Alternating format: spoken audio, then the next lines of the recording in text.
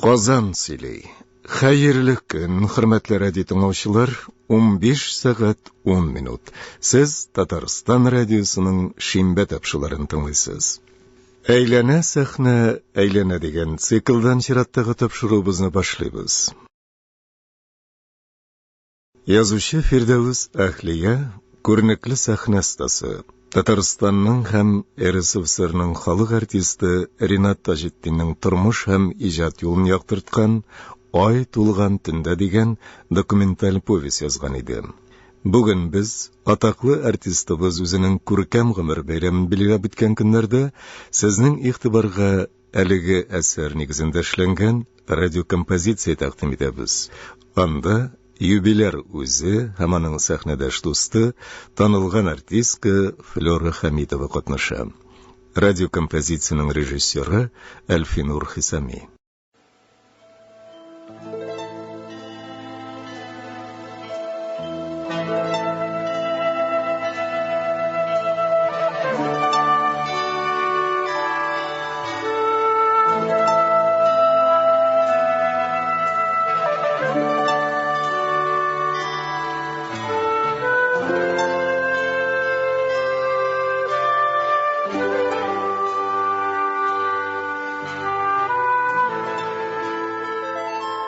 Күңелендә кояш яшәгәннәр, әллә батыр, әллә исәрләр. Җир йөзендә кояш булып янган Прометейлар, Данка, Икарлар.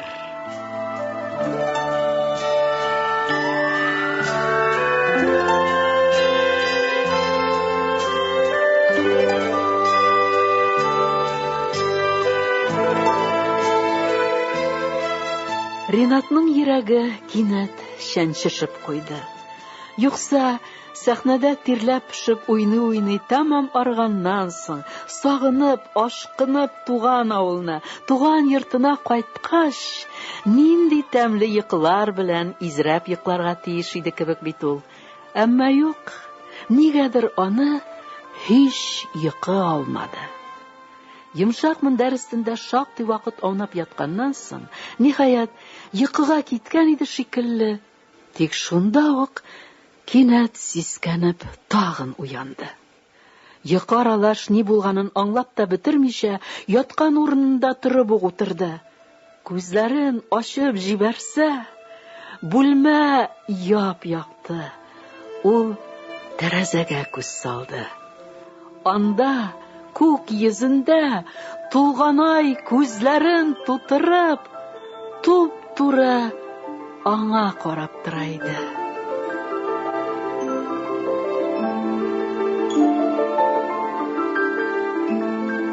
Ринат кинәт бөтен вөҗүде белән сискәнеп куйды.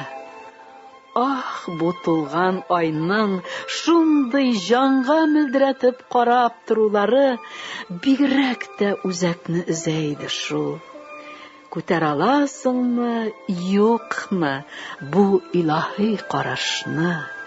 Гүя шушы мәлдә синең җаныңа бер галәм карыйдыр сыман тоела.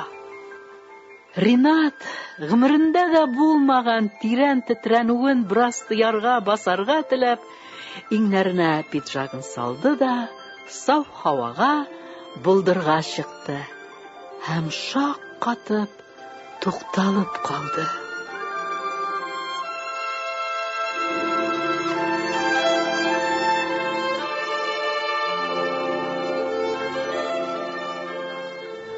Аның йөзенә галәм җиле килеп ырынгандай булды.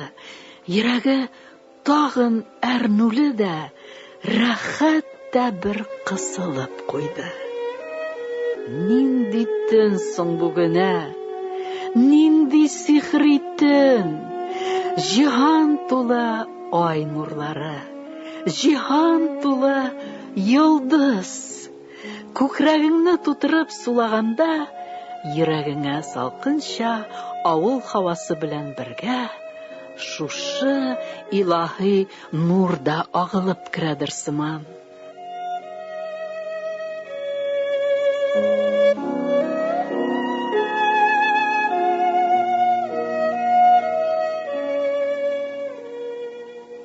йолдызлар да, Ринатны күк йөзеннән күргән кебек, бер-берсенә күзләрен кысышып куйгандай, җем-җем итеп алдылар. Оныт әрнүләрне, күзләреңне җым-җым, күк йөзеннән җанга йолдыз явы, җем-җем, диештеләр күгалар.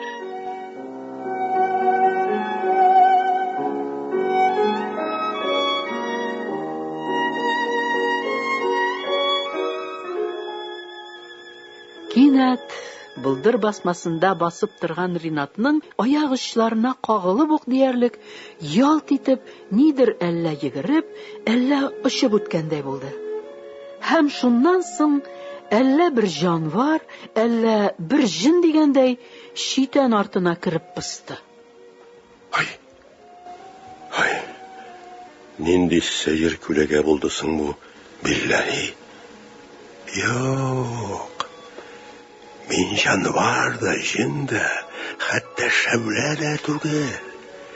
Мин синең уяң, фәкать уяң гына. Сине без сәхнәдә уйный гына түгел, уйлый да белә торган артист диләр. Кем? Нигә соң син алайса төлке кыяфәтендә килдең минем яныма?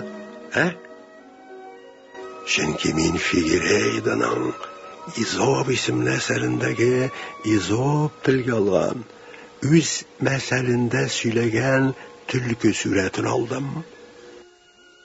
Һәм төлке кыяр кыймас кына читән артыннан чыгып, Ринатка якынлашты. Мин уйнаган Изоп. Ничек соң син кешечә сөйләшә аласың булай? Беләм инде сөйләшәм. Мин бит гади гадәти генә төлке түгел. Хикмәтле төлке. Дөресен әйткәндә, син миңа француз язучысы Экзюпюриның Нәни принцындагы гаҗәеп төлкене дә хәтерләтәсең бераз. Синең үзеңнең Нәни принц булып карарга теләгәнең юкмы ни бердә? Бер планетадан икенче планетага сәяхәт итеп йөрер идең дим, Төлке Ринатка чын күңелдән ышануын белгертеп, аның янына ук килеп утырды һәм күзләренә бер тутырып карап алды. Шул кадәрле хис һәм акыл күрде Ринат төлкенең күз карашында. Һәм шунда ул, чыннан да, бу төлкенең гади төлке түгел, бәлки гаҗәеп, фәйләсүф төлке булуына ихластан ышанды. Ул аны күңеле белән шушы серле төндә галәм тарафыннан үзенә җибәрелгән ышанычлы юлдаш итеп кабул кылды.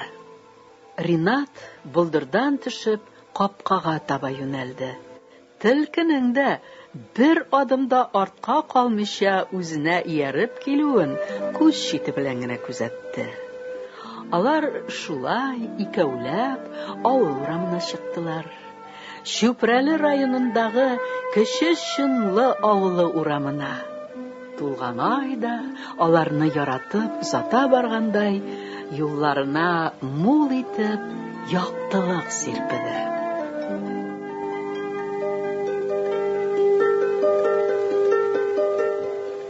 Син беләсеңме? Бүреләр нишләп айга карап улыйлар икән? Бәлки улау түгел, шулай елавыдыр бүре кавеменең, Бүреләр дә көтүләре белән йөрмиләр хәзер. Алар да хәзер кырылып баралар бугай. Мөхит бетте.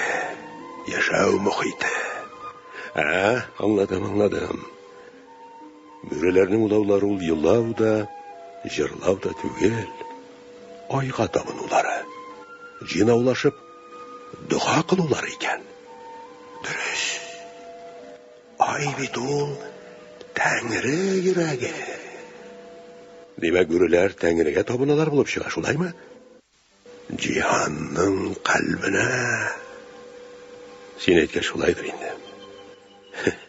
Үз уең белән килешми кара әле син. Ай ничек шулай якты яна икән. Бәлки аңа кояш яктысы төшәдер.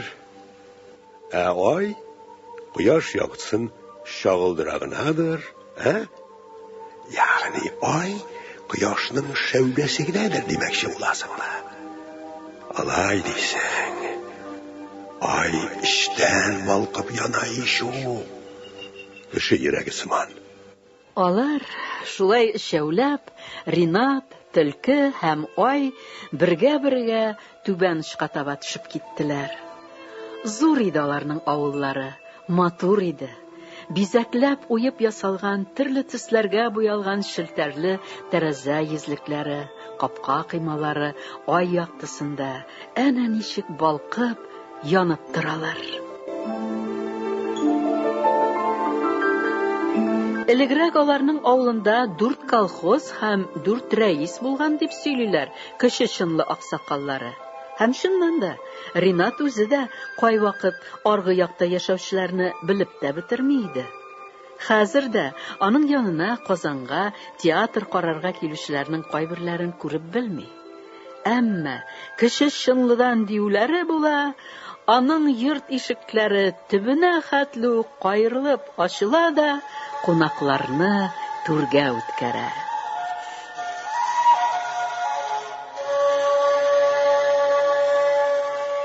Ә менә бүген Ринат үзе яңадан туган авылында кунакта.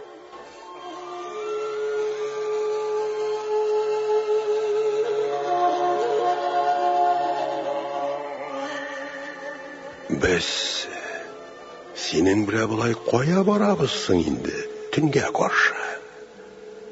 Әйдә, таңга хәтле йөрик әле. Кеше үз гомерендә бер генә мәртәбә булса да, таңны каршыларга тиештер бит. Нигә аны каршыларга? Таң бит ул, без каршыласак та, каршыламасак та, барыбер атачак инде. Без каршыласак, гомеребез узынаймасмы? Таң тизрәк атмасмы? Таң ул җанга кирәктер бит. Тәнгә каршы берәү моңлы итеп рамау.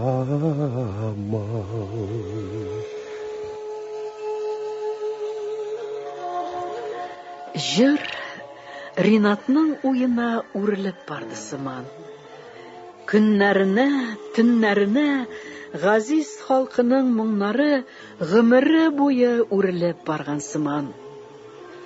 Әле дә булса хәтерендә, олы апалары кияүгә чыгып күрше авылга киткәч, аларга гаиләдәге 5 ир малайга инештән чиратлашып су ташырга туры килә иде.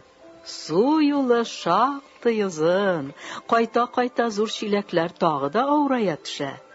Әмма Ринат бу эшне дә бик яратып, теләп башкара. Чөнки юл буе кышынмы, җәенме, дөньясын онытып җырлап бара, җырлап кайта торган иде. Аның шул кадәр бирелеп, тәэсирләнеп җырлаганын ишеткән кайбер хатын-кызлар хәтта үзенә төртмәле сүзләр дә әйтәләр иде. Ә үзләре малайның матур аһәңле, моңлы тавышына сокланып туя алмыйлар иде. Менә хәзер дә шул вакыттагы шикелле галәм киңлегендә бер ялгызы калгандай киләде дә киләде Ринат үз алдына.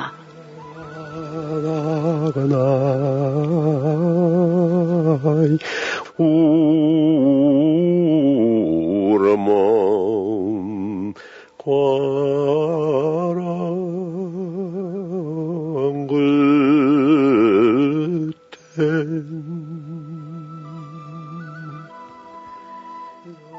Кем тыңлады икән аны? ай нурларында кыйынып йокыга талган туган авылымы? Юл буенда үскән пар каенмы? Шул каенның ябалдашына яшеренгән берәр сайрар кышмы? Әллә ай үзе тыңлады микән аның җырын? Авылының күге бик тә якын кебек тоелды аңа шушы мәлдә. Ай якты, йолдызлары эре, кулың белән үрелерсең дә, менә берсен тартып алырсың төсле. Шиксезлек. Нинди бини гая шиксезлек бу әлем. Аны хәтта күз алдына китерү дә мөмкин түгел шикелле. Күз алдына китерергә азапланган кешенең акылдан язуы бар. Адам баласының акылы иңми алмыйдыр шул шиксезлекне. Анда шул шиксезлектә күпме без белмәгән, күрмәгән, хәтта күз алдына да китерә алмаган өр-яңа планеталар, өр-яңа дөньялар бар бит. Туган авылы күгендәге шушы киңлекләрне башкаларга да күрсәтәсе килү теләге китермәде микән аны сәхнәгә дә. 1956 елның җәй азаклары иде. Әтисе аның кулына бер гәзит китереп тоттырды. Бер игълан бар анда, улым, диде ата кеше сырлы итеп. Укып кара әле, бәлки тәвәккәлләрсең. Арифҗан абзый үзе бик үк укымышлы кеше булмаса да, уртанчы улының сәләтен күңеле белән сизеп тора. Аның укып зур кеше булуын телиде ул, ахрысы. Ринат гәзитне укый башлады. Галиәскәр Камал исемендәге Татар дәүләт академия театры бер төркем талантлы яшьләрне җыеп, аларны СССРның кече театры каршындагы Щепкин исемендәге югары театр уку йортына укырга җибәрәчәк, диелгән иде анда. Кырырмын дип уйламады да Ринат. Элегрәк хәл иткәнчә, музыка училищесына уңышлыгына имтиханнарын биреп барды. Ата сүзен җиргә салып таптамас өчен генә театр бинасында барган иҗади конкурсларда катнашты. Уку йортына керергә теләүчеләрнең саны бихисап иде. Бер урынга 25 кеше. Өстәвенә, булачак шәкертләрне сайлап алу өчен Мәскәүдән махсус педагог та җибәрелгән иде. Комиссия составында театрның баш режиссеры Ширяздан ага Сарымсаков, күренекле артистлар Хәлил ага Әбҗәлилов, Хөсәин ага Уразиков һәм башкалар бар иде. Дулкынланмады да Ринат, керү турында уйламады да.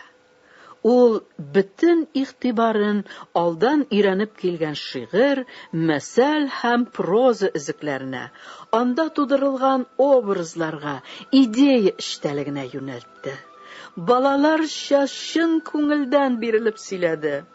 Шулай итеп, эш турдан да җиңел генә узып китте Ринат, һәм көтмәгәндә югары театр уку йортының шәкерте булды.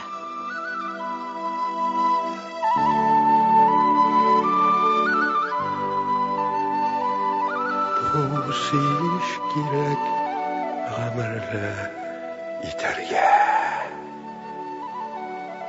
Сискәнеп китте Ринат. Аның җырын уе дәвам итә икән бит. Алар шулай җырлый-җырлый бодай басуына килеп керүләрен сизми дә калганнар икән. Өлгергән бодай башаклары авыр башларын җиргә кадәр ия-ия аларны сәламләделәр һәм шушы кигә кушылып, әкрен генә шаулый башладылар. Күпме сагыш, күпме моң ишетелде Ринатка аларның бу тавышында. Бу нинди кырсың шундый? Үзе зарлы, үзе моңлы. Шыңгыз Айтматовның анам кара түгелдер иш. Анам кара түгел шул, атам кара бу. Шул чагында ерак-ерактан басу түреннән мотор гөрелтесе ишетелгәндәй булды. Озак та үтми, бер-ике иске трактор да күренде. Сугыш еллары бу. Минем әле сабый чагым. Әтиемне үзе күпме сораса да фронтка җибәрмәделәр. Илгә икмәк кирәк дип, авылдан 5 чакрым ераклыктагы Будённый районы МТС башлык итеп куйдылар. 80ләп җимерек ватык трактор һәм гомерендә бер генә тапкыр да кулына руль тотып карамаган бичара хатын-кызлар белән икмәк үстерергә керешә. Язга кадәр шул тракторларны көч-хәл белән төзәтеп, хатын-кызларны аннан-моннан өйрәтеп, шушы кырга алып чыга ул. 5 ел буе җир сөрәләр, чәчәләр, уралар. Әле дә булса, иген кыры буйлап йөри бугай Әлимҗан абзый. Ил язмышы, икмәк язмышы борчыдыр инде аны һаманда. Шуңа күрә моңлыдыр да бу башаклар. Алтынга тиң булды инде башаклар заманында.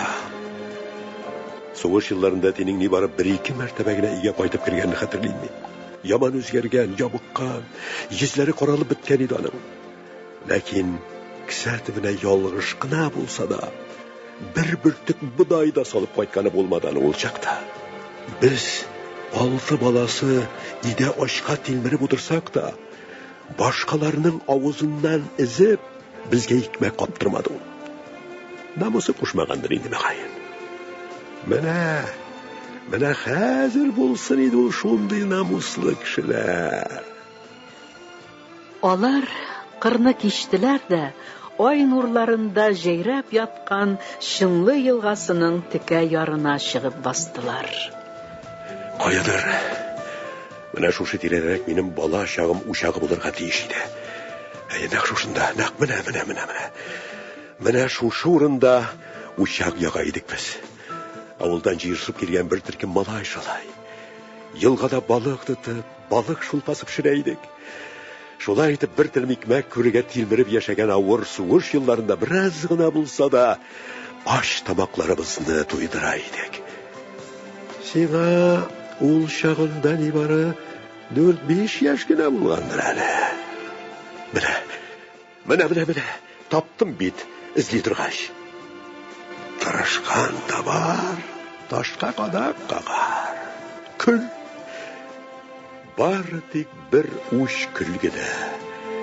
Ул да әллә кайчан суынып беткән инде. Менә кара. Үрсәң дә яңадан кабынмас. Җил белән бергә әллә кайларга чыгып, ерак-еракларга бар җанга таралыр гына. Кая төшәр? Кайсы туфракларга ашлама булып ятар икән аның кара кигән көл яфраклары?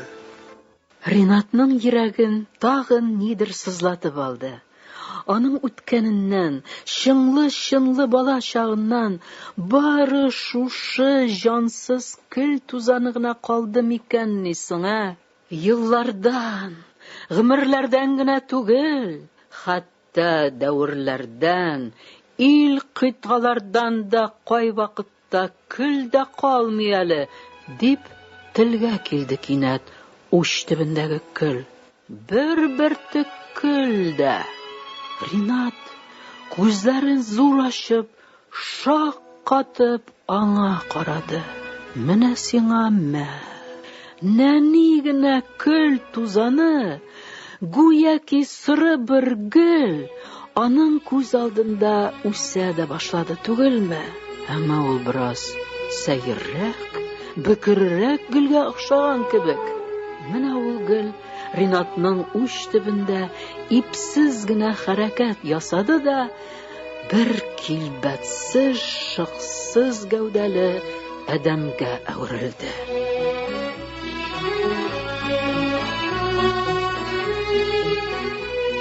Ринатның йөрәге тагын үкенүдән кысылып куйды. Баштук танымаган бит. үзенең мәхдүмен, Кәрим Тинчуринның Сүнгән йолдызларындагы заманында драматург үзе уйнаган сөекле Надир мәхдүмен танымаган бит ул. Сәрвәрсез. Сәрвәр туташ. Сәрвәр туташ. Сәрвәр туташ. Әгәр дә мин сезне телем яки кулым белән рәнҗетсәм, менә шушы якты кояшны күрү миңа харам булсын. Мин сезне ихтирам итәм. Мин сезгә үземнең эч серләремне сөйләргә дип яучымлап бергә килдем. Мине яратмавыгызны, минем хатларыма җавап бирмәвегездән аңладым. Ләкин сез мине аңламыйсыз әле, Сәрвәр туташ. Миндә җан, йөрәк бар. Бәлки сез минем менә шушы җанымны, менә шушы йөрәгемне аңларсыз, Сәрвәр туташ. Мин сезне, Надир мәхдүм, кызганам. Юк. Мин үземне сездән кызгандырырга килмәдем. Мине кызганган кеше минем дошманым. Мине Алла кызганмаган бит адамнар да мине кызганмасыннар, мин теләмим. Гафу итегез, Сәрвәр туташ. Гафу итегез. Мин сезнең белән тупас сөйләшәм, гафу итегез. Утырыгыз, Сәрвәр туташ. Менә мин, Сәрвәр туташ, Алла тарафыннан җәберләнгән Салах хәзрәт баласы, зәгыйф кыяфәтле мәхдүм, сезнең алдыгызга сезнең мәхәббәтегезне сорарга дип килдем. Юк. Мин сезне сатып алырга теләмим, Сәрвәр туташ. Миңа аз гына ышанычыгыз, миңа аз гына илтифатыгыз булса шул җитә. Сез мине бер вакытта да янып, üzülеп сөя алмассыз, ансы мөмкин дә түгел, мин аны беләм. Әгәр дә сез миннән җирәнмәсәгез, миңа шул җитә. Ә мин гомер буена сезнең аяк астыгызда туфрак булыр идем, Сәрвәр туташ. Мин сезне сөям, Сәрвәр туташ. Мин сезнең кара кашларыгыз, зифа буйларыгыз белән бергә җаныгызны, йөрәгегезне, мине сөйми торган йөрәгегезне сөям. Мин сезне кызганам. Ярамый. Сез мине бер вакытта да, хәзер дә, киләчәктә дә бер вакытта да кызганмагыз. Мин кызганыч түгел, Сәрвәр туташ. Мин кызганыч түгел. Мин сездән башка бөтен дөньяга дошман, ачулы кеше. Минем бары сезгә генә ачуым юк. Сез менә шуны аңларга тиешсез, Сәрвәр туташ. Менә мин, Сәрвәр туташ, 2 елдан бирле менә шушы авылда диварга кадакланган Шамаил төсле торам. Сезнең өчен, Сәрвәр туташ, сезнең өчен. Бәлки менә шушындый бөкре, ямсыз кыяфәтемдә сезгә андый сүзләрне сөйләү ахмаклыктыр, дәрсезлектер дә. Ансы мин уйлам. Мин ялгыз идем, аңлыйсызмы? 25 яшемә кадәр мин ялгыз идем. Сез ул ялгызлыкның авырлыгын белсәгез икән. Бәхетле кешеләр ул ялгызлыкның авырлыгын хис итә алмаячаклар. Һәм менә мин, Сәрвәр туташ, 2 елдан бирле менә шушы ялгызлык газабыннан кутылып яши башладым. Сез куткардыгыз мине, Сәрвәр туташ, сез. Хыялымдагы сезнең җисемегез мине ялгызлык газабыннан куткарды. Мин хәзер урманнарга, зияратларга, су буйларына барып җырлыйм. 25 яшемә кадәр мин җырның нәрсә икәнен дә белмидем, Сәрвәр туташ. Сез миңа җан бирдегез. Әйдә, мин җырлыйм. Җырлаганда бөтен күңелем белән җырлыйм. Каршымда сезне фараз кылып җырлыйм. Дөрес, мин мөнәҗәт диләреннән башка кибелмим. Ләкин менә шушы мөнәҗәт диләрендә мин үземнең бөтен хисләремне күрсәтә алам. Менә, Сәрвәр туташ, менә хәзер дә минем җырлыйсым килә. Юк, сез кемнәгесезне орышыгыз, сүгегез, теләсәм эшләтегез, тик җавабына бирегез. Кем белә, бәлки мин моннан соң җырлый да алмам инде, Сәрвәр туташ.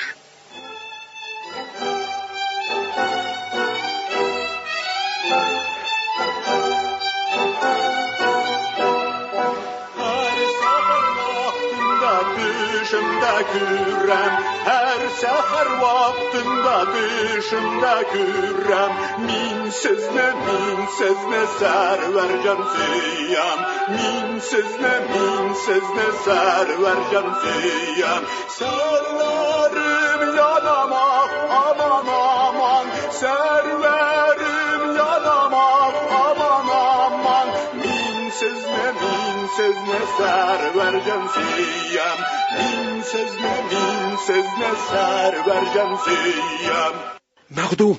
Ринат кеше күңеллелек белән аңа кулын сузды. Син мәхдүм дин әһленең улы, хөрмәткә лаек кеше ич. Ни хәлсең, мәхдүм? Син каян килеп чыгарга булдың, диюем. Спектакльбездә әлегә сәхнәдә уйналмый торалар аса. Әйе шул. Мин мәхдүм. Шуңардан да мәхрүм бүгенгесе көндә. Әмма шуңа да карамастан, бер нәрсә дә юктан гына бар булмый бит. Шулай ук бардан да юк булмый. Кая китим ди мин бу дөньядан? Үзем кебек үк кәкре-бөкре дөньядан дим. Мәхдүм бераз гына дәшми торды. Һәм Ринатны кинәт яшен суккандай булды.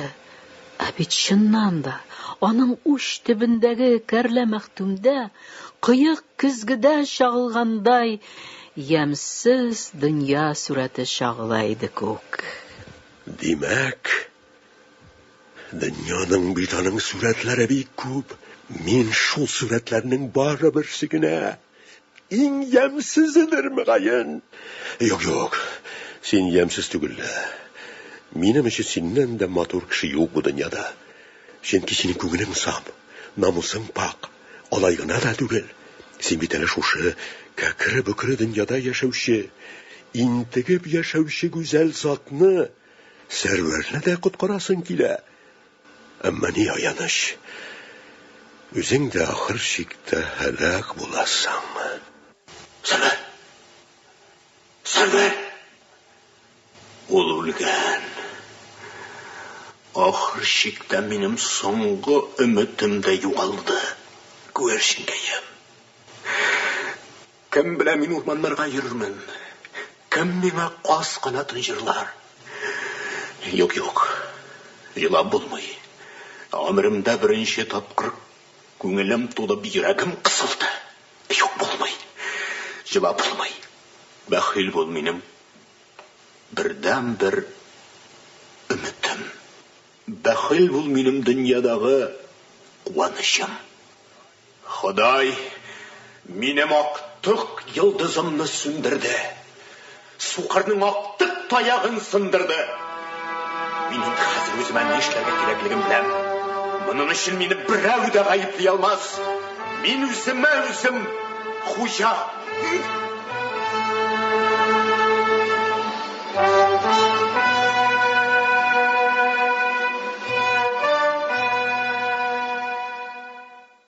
Безнең язмыш шундыйрак булды шул. Нишлисең? Дөнья үзе шулай бөкре булса да, безгә, бөкреләргә, квазимодларга, мәхдүмнәргә урын юк шул бу дөньяда. Көтмәгәндә мәхдүм Ринатның уч төбендә тагын кечерәйгәннән кечерәя башлады. Һәм ул да түгел, янә җансыз көл тузанына әйләнде. Саубуллашырга да өлгермәде бичара. Ринатның колагында бары тик аның сәйдәш моңнарына үрелеп җырлаган тавышы гына ишетелеп калды.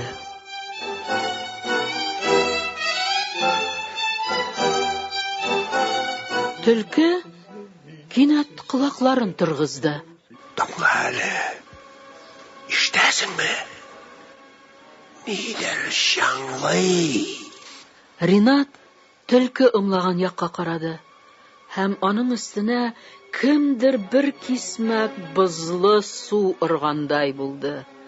Анда офыкның буеннан буена сәер бер карван сузылып бара иде. Карванның башы инде офык артындагы куе томан эченә кереп югалырга да өлгергән иде. Ә колакта Тышта иңрәү катыш богау тавышлары чыңлый. Сүрәтләр. Менә нигә шымланган икән минем күңелем. Хавыф хәтер бар икән лабаса бу дөньяда. Бер хәл булмагай тагы. Раббым Аллам. Шул чагында әллә бер шәүлә, әллә бер сүрәт карваннан аерылып артка калды да, бугауларын аяк астындагы кымга ташлап, җиргә утырды. Менә хикмәт. Ринат аның һәр хәрәкәтен көчле телескоп аша күргәндәй бик якыннан күзәтеп торды. Менә каян ишетелә икән чылбыр чыңы. Без барыбыз да бугаулы.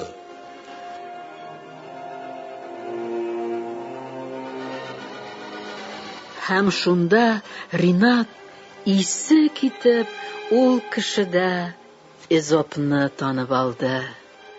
Фигерейдоның Эзоп исемле әсәре буенча куелган спектакльдә үзе уйнаган, шундый да яратып уйнаган Эзопны.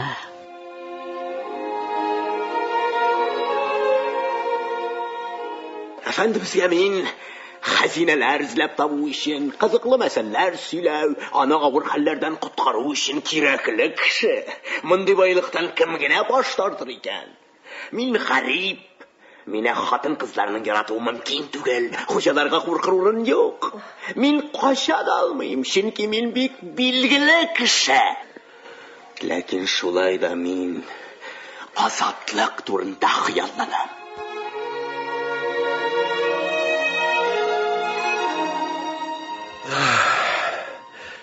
Хәле беткәндер инде мискеннең. Шуңа күрә иптәшләреннән, үз төркеменнән аерылып, артка калгандыр бахыр.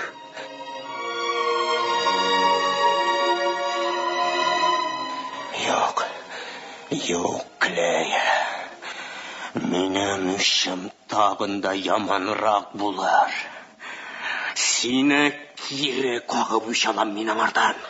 Телгә сыгылмалы ботак эчендә виноград телгәшен күреп аны өзеп алмакчы була. Муе җитмәгәч, пешмәгәнне бу дип китеп бара. Хәзер менә шуны күз алдыңа китер. Пешеп җиткән һәм баллы виноград үсеп утыра ди. Аны өзеп алуы бик җиңел. Ул үзе авызга төшәргә тора. Ләкин төлке аңардан баш тарта. Шул вакыт виноград ачуыннан күгәрә башлый. Кимсенүдән, шундый пешеп җиткән тәмле җимешне кире кагуларына хурлыгыннан күгәрә. Ксановтан мин менә шулай итеп учалам. Бәхил бул, Клея. Мин ирекле кеше. Миңа хәзер берәү дә кагыла алмый. Эфиоп камчысы да, синең назлы күз карашың да, мәхәббәт тә, нәфрәт тә. Мин үз ихтыярым белән үлемгә барам. Самыс утрауында яшәүчеләр. Менә минем бер кулымда азатлык кәгазе, икенче кулымда алтын кәсә. Кешеләр, Эзоп мәсәлен тыңлагыз. Кешеләр, сез азатлык өчен яратылган. Шуны бел, Ксанф. Кешеләрнең азатлыкны аңлау дәрәҗәсе шул кадәр үсте ки, алар аның өчен үлемгә барудан да куркмыйлар. Юл бирегез. Азат кешеләр ташлана торган упкын кайда?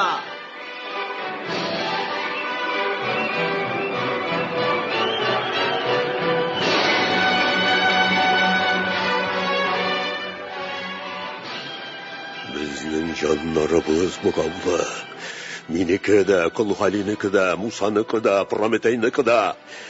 Син 40 ел дәвамында сәхнәдә иҗат иткән барлык каһарманнарныкы да диярлек. Ләкин алар барысы да гаделлек өчен җан фәрман көрәшүче фидаи затлар. рухи титаннар бит. Дөрес, алар ахыр чиктә барысы да диярлек һәлак булалар. Әмма аларның үлемнәре дә белгәнеңчә җыр булып яңгырый. Шулай да. Тик менә ул бугауларны ничек тә булса яшишеп, я үсеп булмый микәнни соңа. Уйлап кына карагыз әле сез. Казан каласының үзәк мәйданнарының берсендә, 1 май мәйданында инде күпме еллар буе һәйкәл рәвешендә Муса киерелеп басып тора. Аның ярым шәрә гәүдәсен шәнечкеле тимер чыбыклар урап алган. Алар бит аны кадыйлар, яраларыннан кан саркып тора лабаса, күрмисезмени? Әйтегезче, зинһарчы нигә кирәк булды икән инде утлар, сулар кичеп, туган илгә кире әйләнеп кайткан Мусаны шәнечкеле тимер чыбыклар белән чорнап алу? Әйе шул. Кышкы бураннарда, көзгә чәчилләрдә мин үзем дә тыныч кына карап уза алмыйм Мусаның тәнен кар яңгырлар кыйнаганын. Я нигә кидермәскә иде инде аңа ап-ак күлмәк, ак күзләребез биткәнмени безнең? Муса бит исән чакта һәр вакытта ап-ак күлмәк киеп йөрергә ярата иде. Хәтта караңгы зинданда, фашистлар кулында да ул ап-ак күлмәк кигән дип сөйлиләр исән калган кайбер көрәштәшләре.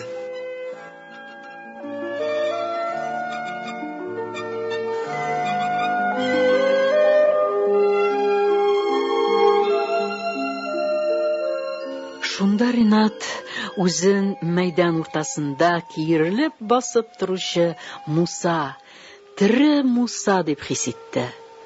Аның моңа әхлакый хакы да бар иде шикелле. Чөнки ул Советлар Союзы герое, шагыйрь Муса Җәлил булып 2 тапкыр татар сәхнәсенә чыккан актер булды.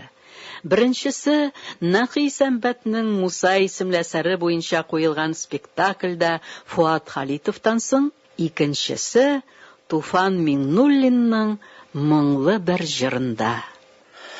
Кызган кеше сүзен уйламыйча сөйләүчән була. Син беләсең, биредә киләчәктән хөрмәт теләнүчләр юк. Теләнү хәерчеләргә хас. Сүз киләчәкнең почет тактасыннан урын сорау. Я булмаса премия дәгъва итү турында бармый. Сүз яшәүбез, ниһаять үлемебез белән киләчәк буыннар каршында хөрмәт казану турында бара. Мин мәсәлән үзем үлгәч тә минем турда хөрмәт белән ис калуларын телим. Югыйсә ни өчен туып торырга, ни өчен кеше исемен йөртергә? Син бит шагыйрь, Муса. Без барыбыз да кешеләр, Сәлим. Юк, егетләр, көрәштек тә үлдек, шуның белән вәссәлам булырга тиеш түгел. Юк, киләчәк буын безне белергә тиеш, сине дә, яу кырында ятып калучыларны да. Менә без биредә 11 татар егете, ләкин без бит 200 миллионлы күп милләтле совет халкының вәкаләтле вәкилләре. Киләчәк буын менә шуны онытмасын иде. Языгыз, шагыйрь дустым. Бу теләнү түгел, буйру. Ватан халык алдында биргән антларына турылыклы калганнарның буйрыгы. Ә син, Сәлим, елмай. Елмай дигез, егетләр. Киләчәк шагыйрь күз алдына без һәр вакыт елмайган көенчә килеп басыйк. Дошманнар да безнең иелгән башыбызны күреп сөенмәсен. Безнең елмаюыбыз аларның тешләренә кереп куркып уянсыннар. Батал ишәле. Без идек, без унике кыз идек, бер таптага тезелдек, таң атканчы юк булдык. 1968 елны Муса Җәлил булып беренче мәртәбә сәхнәгә баскан чакта, аның уенын тамашачы да, спектакльне карарга килгән Әминә ханым да, язучылар Гази Кашшаф, Шәйхи Маннур һәм Рафаэль Мустафин да җылы кабул иттеләр. Төсе бите, кыяфәте, тавышы, йөрешенә кадәр Мусаныкына бик охшаганлыгын барысы да бер тавыштан билгеләп үттеләр. Ә инде моңлы бер җырдагы Муса һәм дә Островскийның Бирнәсез кызындагы Карандышев, Туфан Миңнуллинның Монда тудык, монда үстектәге Илфат өчен Ринат 1986 елда СССРның дәүләт премиясына лаек булды. Юк. Үләсем килми минем бердә. Бик яшисем килә. Яшисем килә, дустым. Яшисем килә. Ә кемнең генә соң яшисе килми? Гомерлек кешегә бер генә кат бирелә.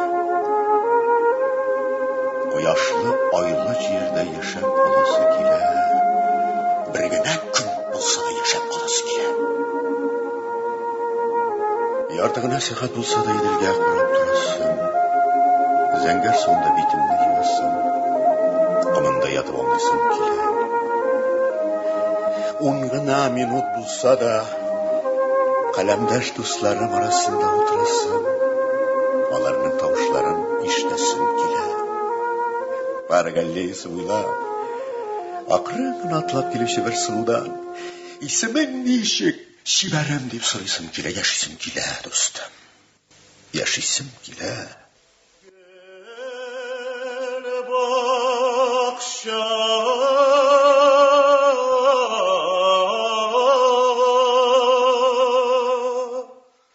Әле дә булса, бар җиһанда сыеныр урын таба алмыйча каңгырып йөри микән Мусаның җаны?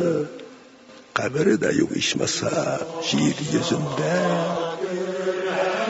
Алай ук кайгырышмыйганбыз. Җәлил дә, аның көрәштәшләре дә халкыбыз күңелендә яши.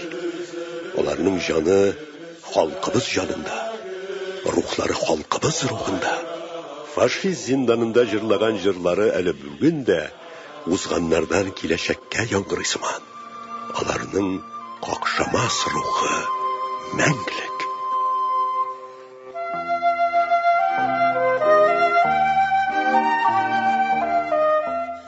Ярар уем. Син дә тынычлан бераз. Мин уйнаган спектакльләрдәге геройлар шушылай җанланып, һәммәсе шушылай каршыбызга килсә, һәр кайсы үз фәлсәфәсен тәкърирлый башласа, үзенә бер гомер кирәгер.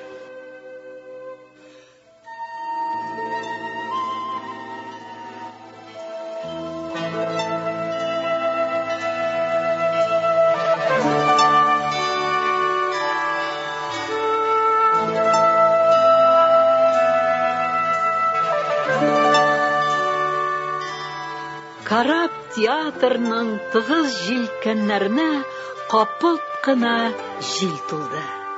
Җил белән бергә ул җилкәннәргә кояш нурлары да тулдылар.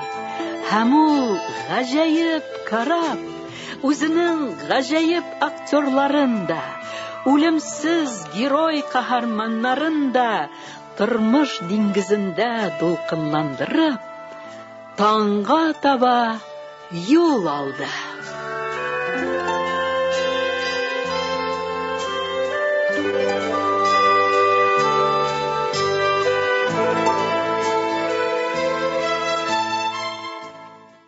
Сез язучы Фирдәвес Әхлиянең күренекле сәхнә остасы, Татарстанның һәм РСФСРның халык артисты Ринат Таҗетдинның тормыш һәм иҗат юлын яктырткан «Ай тулган төндә» дигән документаль әсәре нигезендә эшләнгән радиокомпозиция тыңладыгыз.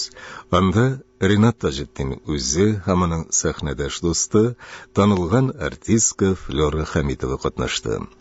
Радиокомпозициянең режиссеры Әлфинур Хисами. Әйләнә сәхнә, әйләнә дигән циклдан чираттагы тапшыруыбыз шушының белән тәмам. Аны эфир өчен тавыш операторы Гөлнара Хикмәтуллина, режиссер Әлфия Гыйләҗи, мөхәррир Рөстәм Акъегет әзерләде.